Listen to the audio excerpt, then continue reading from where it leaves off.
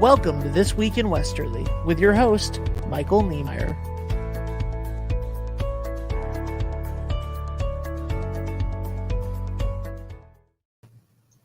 Hi, everyone. Welcome to This Week in Westerly. I'm your host, Michael Niemeyer. I hope you're all having a great week here in Westerly. I know we had some storms come through, but I hope everyone's doing okay. I hope everyone stayed safe, and I hope that everyone's ready to enjoy this, what looks like a pretty beautiful weekend out there. I'm going to go over a little bit of what happened here in Westerly because this was a marquee week for downtown Westerly. The United Theater had its soft opening after so many years of being closed. I can't tell you how many times I've been downtown with my dad, and he said to me, he would tell me the story of how he went to go see The Exorcist at the United Theater and how there used to be a theater in downtown. And now the marquee is back up, the lights are going, and what a good week for this town. Black Widow played, as well as the documentary Summer of Soul, and they sold out for their first night. If you get a chance, get down there, check out the United Theater because it is such a sign that downtown is going to be booming again. I'm so excited. Another thing we have going on next week is the Virtue Art Show in Wilcox Park. It has free admission. It's Saturday, July 17th from 10 to 5, and Sunday, July 18th from 10 to 4. Go check it out. It's the Virtue Art Show coming to Wilcox Park next weekend. I'm so glad that we have so much going on here in Westerly. It really feels like we got back on our feet. That renaissance we've been talking about for so long, it's finally here. That spirit, that's esprit de corps that everyone's been hoping would come back. It's here. You can feel it when you go out. You can feel it when you go to a restaurant. You can feel the town is back on its feet, and really we're about to take off running. We didn't just get back on our feet. We're about to take off running, and I am so excited to go on this journey with everyone else here in the Westerly community. So let's check out things like the Virtue Art Show. Let's check out United Theater. Let's celebrate all the new things happening here in Westerly. The big businesses, the small businesses, and speaking of the small businesses and the big businesses and the community here in Westerly, there's a very special guest we have here today. Her name is Allie Woodard. She's an old friend of mine. She is the owner of Allie Woodard Photography. She's also the social media manager at Sandy's Fine Food Emporium, as well as Christ Church, the Episcopal Church in town. She's also the mother of a wonderful young man named Braden. Without any further ado, Allie, would you come on out? Hey, Allie. Hi. How you doing? I'm good, thank you. Thank you for having me. Absolutely. I'm so glad to have you. Well, usually what happens now is I ask the guests to tell a little bit about their journey and their time here in Westerly. If you wouldn't mind, I would like to share a story about the two of us and how we reconnected recently, because I think it really speaks to the power of what you do. Yeah. Okay. So I, as you know, some of the guests, my daughter has an illness called lissencephaly. When we found out, one of the first things we were told is that she might not make it through her first year. And after her treatment, her initial treatment, and she was, starting to feel better, she was having a healthy spell. I said, I want some family photos. And the first person I thought of to go to was Allie Woodard, of Allie Woodard Photography. I don't know if we have a link that folks could click on to go visit, or an email address, but I'd love if we could get that up for them. So I messaged Allie, an old friend of mine, and said, hey, I'd love to get some photos with my family. I didn't tell her about any of the stuff going on. I just told her we needed some family photos, and she came over and she made us so happy. She made it like a game. She made my older daughter Melissa smile and laugh, and it was right at the height of the pandemic, and it was just it was professional, but it was so jovial too. It was like a little celebration, and she got perfect photos of our family in that moment. And I look at that photo for strength every single day. One photo in particular of the four of us, and I'll be looking at that photo for strength pretty much every day for the rest of my time here on Earth. So I want to thank you so much for taking those photos for us.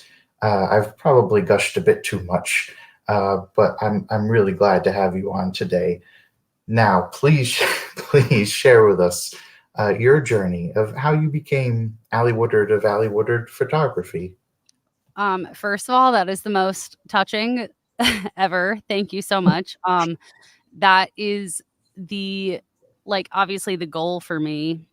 And I never know if I am able to provide that kind of experience. Like, it's what I would hope for, and like what my ideal situation would be is to be like, okay, I want this to be professional, but also like where, you guys can connect as a family and be like, have fun and make it more of like, not like I'm just having my photo taken, let's do it, but like an actual memory, like an experience together as a family. So the fact that that is how it went, that's for you guys specifically.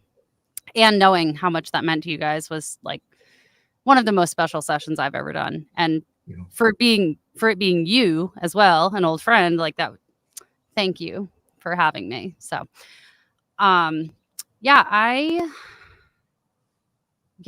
to get into my photo journey was a lot of people to thank, like mostly Ben and Dave. Ben is the producer of the show, and Dave is another old friend of ours for folks listening. Yeah, and those two have been friends forever, and then I kind of weaseled my way in through my sister. And I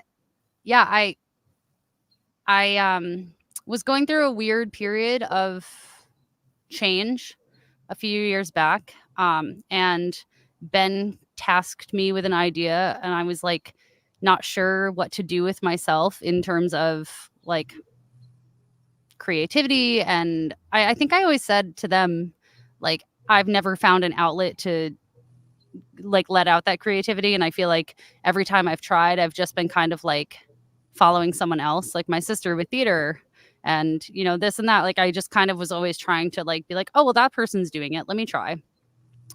So I was going through this weird period, and Ben was like, here's what I want you to do. I want you to take X amount of photos per week with your phone. Like, I don't know why. I might have expressed a little bit of an interest. And he gave me like a list of things, like, here, take photos of these things. And so it kind of just like sparked a little bit of a creativity interest, I guess. And then I don't remember, maybe it was like 2017. He had a camera, I think, that he had been given by a friend. I might be completely wrong on these details. But basically he gave it to me and was like, here, mess around. And I was like, okay. And Dave and Ben are very knowledgeable in video and audio and stuff like that. So I was like, I'd love to learn from you guys, like teach me some stuff. And then I kind of on my own kind of dived in and did a bunch of research and learning, and kind of just all of a sudden, as Ben said the other day, he was like, eventually, like within like the month, we couldn't talk to you anymore because you were like far beyond where we were. It's like, oh, cool. So then I, during that time, was the assistant grocery manager at Sandy's. And I kind of just went to the owner and said, hey, listen, like, I'm trying to work on my photo skills. Your store looks a lot different than what you portray on your website. I would love to take some new photos of the store. If you want to use them, that'd be cool. But it really helped me personally. And that just became its own job. I then became the social media manager, where I did their daily photos of their sandwiches. Any of their photos that they need or use are usually done by me now. I since have left there full time, but I still do their social media for them from home, or I go in and take some photos. So yeah, they were a huge part of my journey because they really let me kind of do what I needed to do to grow. They just trusted me and were like, yeah, go ahead. Oh, that's wonderful. Yeah. And it has such, I visit Sandy's a lot, and I've seen their website, and it has beautiful photos. So that's all you? Yeah, most a couple photos on there might be really old, but like 99% of them and their entire social media, yeah, that's all me. Oh wow. Yeah. Well, it is gorgeous. Thank you. And it's such a beautiful restaurant. So they weren't you weren't getting that through the website, not restaurant, store. It just was outdated. They had done a lot of remodeling, and I think they had rearranged. They got some new deli cases, and the store just they had hired professional photographers to come in and like do, I would say, like a branding session. And it was just outdated at that point. And I just was like, hey, like they didn't use social media. They haven't ever needed to like do any sort of advertising or marketing because they've just been so well known. They're very popular in the summer. The summer kind of keeps them afloat through the winter. So like they've been pretty good. But I was there. I was already within the company. So they were like, yeah, go ahead. Let's push this. And nowadays you kind of need social media, regardless if you're popular or not. Yeah. So yeah, it's been fun. And it just was a really good opportunity for me to literally have my camera in my hand every day. So That's amazing. They were like, you know what, you know how you need to grow, you know what you need to grow, and we can provide it for you here at where you're already working, and you're able to just go forward. That's so nice.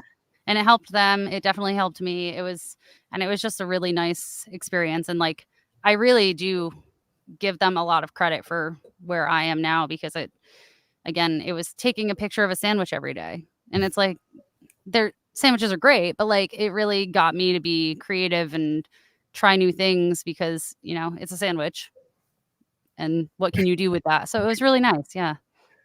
So you started taking pictures of the sandwiches, but now you have an entire photography business. How did that transition happen? Slowly, I think. I think I was really afraid to like really dive into working with people because a sandwich is very controlled. Food is very food photography is difficult in its own way. There's a lot of styling and I'm not even like into like high-end food photography. I mean, I'm just like, whatever I have, I kind of work with there. But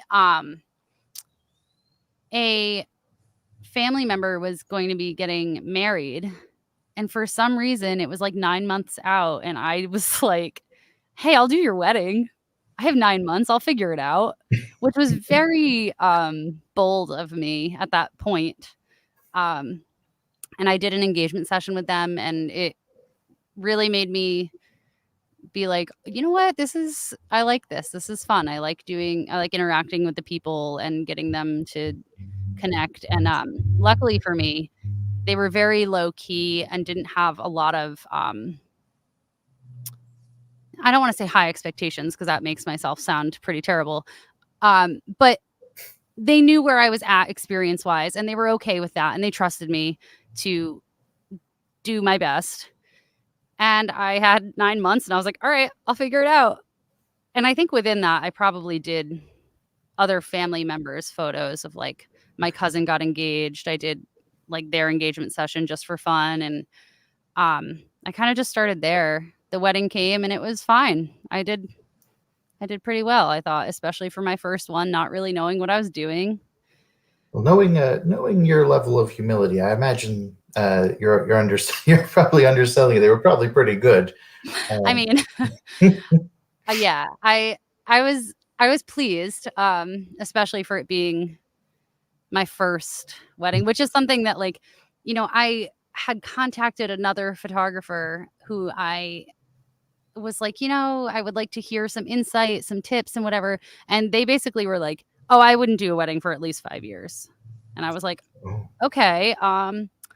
Yeah, that makes sense because there's a lot that goes into it. And I definitely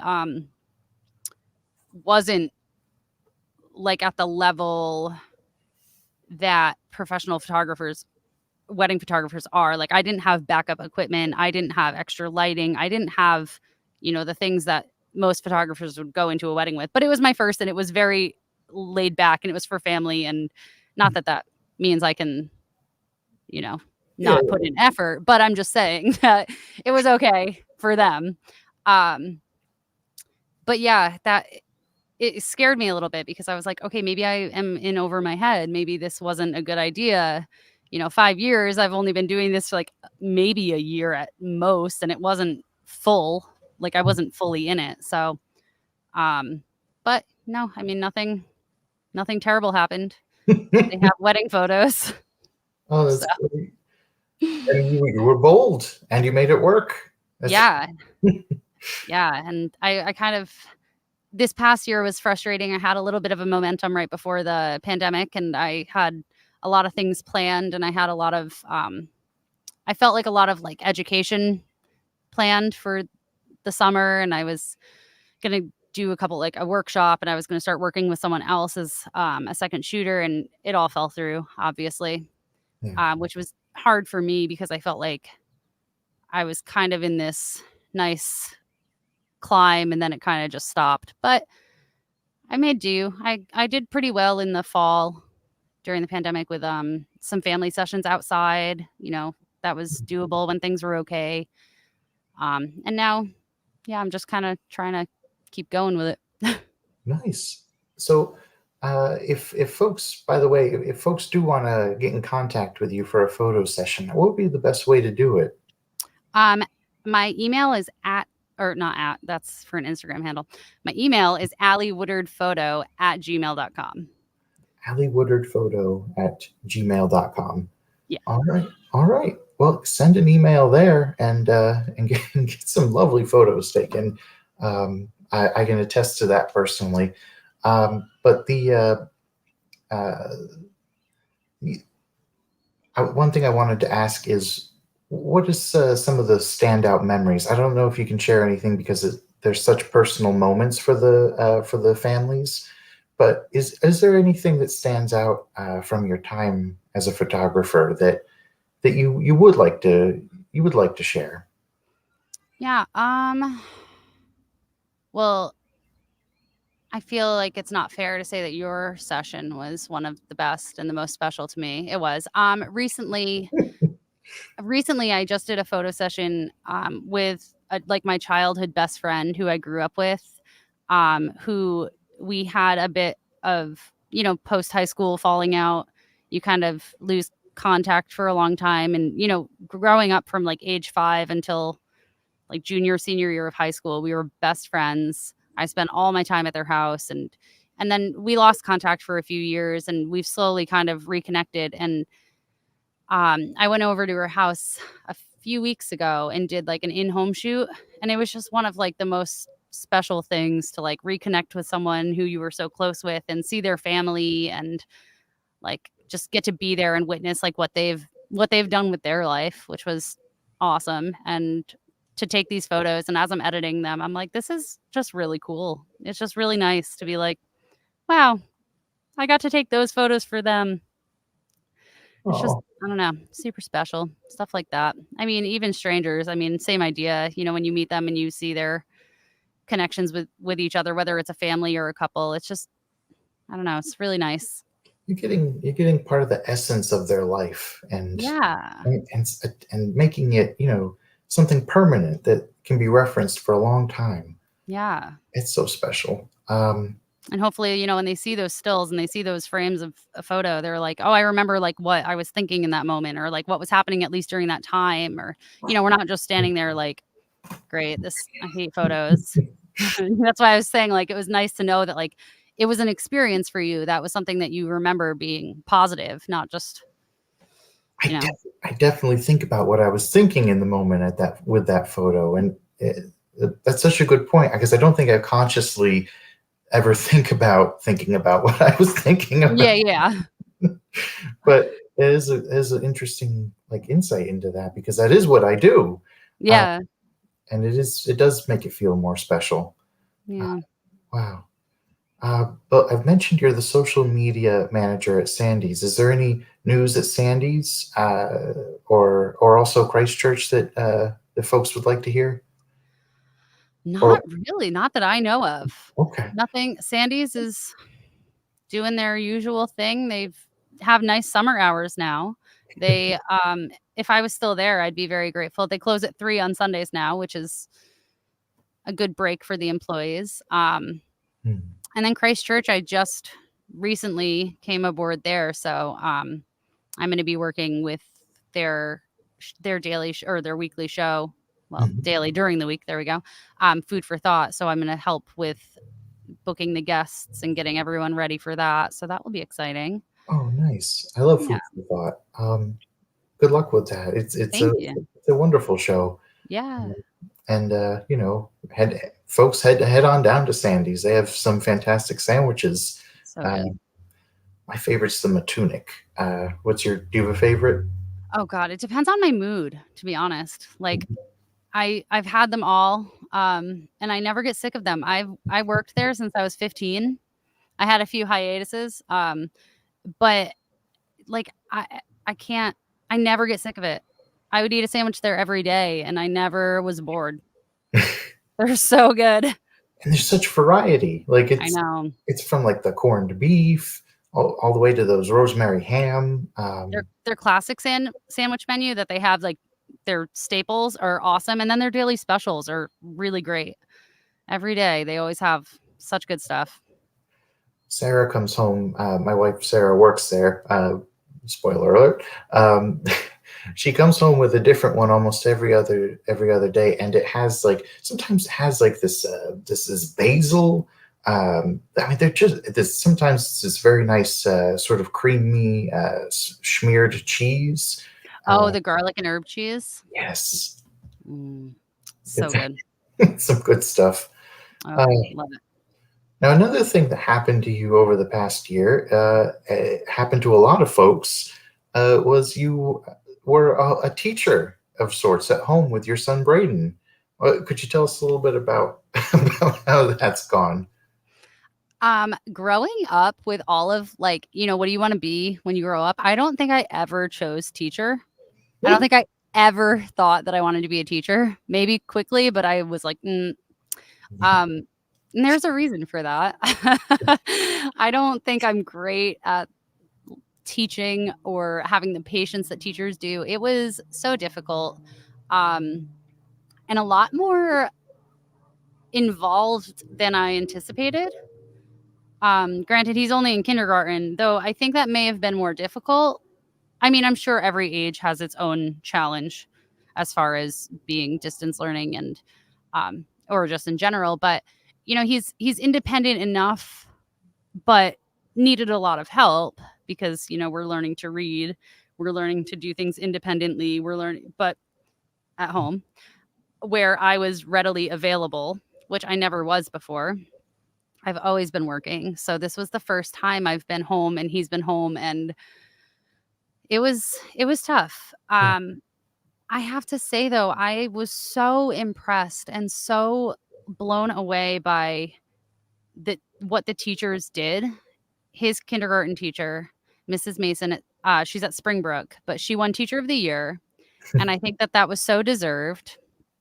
From day one, she just really was able to make such a connection with the kids through a screen, which to me was absolutely crazy. You think, I thought he's going to miss out on all this social interaction and he's going to miss out on all of this human connection. And when he realized it was the last day of school, the night before, he had an absolute breakdown. He was devastated that it was his last day with his teacher and that he would never see her again. And he was like, maybe I'll have her next year. And I was like, well, probably not. That's not really how it works. And he was just absolutely distraught. And I was like, you never even met her in person. And she had such an impact. And he's reading and he's able to do math in his head. And the fact that all of that happened over a screen was absolutely crazy to me. That is wild. I mean, they deserve such credit for what they did. It was hard for us, but I can't imagine what they put into it. Yeah. I can't imagine either. It's so amazing that he managed to learn all that and never even meet the person. You know what? We say never really meet because maybe we're a little old fashioned. Maybe their generation will be won't think that way because they have. This is a good enough connection. Exactly. We did a drive-by like meeting like the week before school ended, and that was the first time he ever saw her in person. And Yeah. it was just like it didn't phase him that much. He was like, "Oh, that was really cool to see her in person," but like it wasn't a shock to him. He was like, "Oh yeah, that's just my teacher," and like she's like my best friend basically. So yeah, it was crazy though. It was The teachers handled this so well, but the kids handled it so well too. In my experience, hearing about Braden, my own daughter too, mhm. the kids really impressed me. They're With, resilient. yeah, they're very strong. Yep. Well, on that note, I want to thank you for your ability to combine empathy and artistry to really touch families, um, in a way that will affect them for a long time. I know it did for my family. And just thank you for your friendship. Thank you. Thanks for having me. Thanks for coming on. Allie Woodard Photo at gmail.com. Give her an email, get some good photos, and have a good time. Thanks for being with us today, Allie. And thank you for watching with us. Today's been a wonderful day. Um, I wanted to close because there's been some talk recently about the different things our children are being taught in school, and it reminded me of something I learned when I went to Uganda. Because I don't think kids, when they learn our history, even if we taught them everything, and we don't, even if we taught them everything that happened in our history from the Tulsa massacre and the Trail of Tears, that it would help a lot if they also got the context of other countries' histories and other cultures. And I'm going to give you an example. When I went to Uganda, there was a word they taught us, Mzungu. It meant white person. It was the local word for a white person, they said. But two members of my group were African American. Not, they were African American, and the Ugandan people we encountered also called them Mzungu, which we were taught meant white person. So they were very taken aback at first, like, what is going on here? Why are we being called white? And the reason is that because within the kingdoms of the Great Lakes region, the way people organize themselves is not by race; it's by language. So the Gishu people speak Lugishu, the Ganda people speak Luganda, um, the all the different people speak the different languages that they associate with, and that is how they organize. So if an African American person speaks English, the English language is Luzungu. So whether or not they're black or white, a person is Muzungu if they speak English. And that really contextualized for me the extent to which our racial construction, as real and painful as it is in our society, is a construction. As soon as you leave our borders, it can disappear. It doesn't pertain to other societies. And I feel like if people knew that and carried that with them in their day-to-day lives, it wouldn't negate the pain that the racial constructs have created in our society, but it would contextualize them. And it would give people, I think, a tool for combating them, a tool for recognizing them as something that is constructed and not integral to who a person is, as much as it has impacted their experience, and those experiences have impacted who they are. The actual context of how we divide ourselves is something that's made up, and we can overcome it, and we can come together, as the town of Westerly. So with that little discussion here at the end, I want to thank Allie Woodard for coming on. I want to thank you all for watching. I want to thank you for watching, and I want to thank anyone who wants to email This Week in Westerly to come on our show and be a guest. Be good to yourselves, be good to each other, and be good to Westerly. You have a great weekend.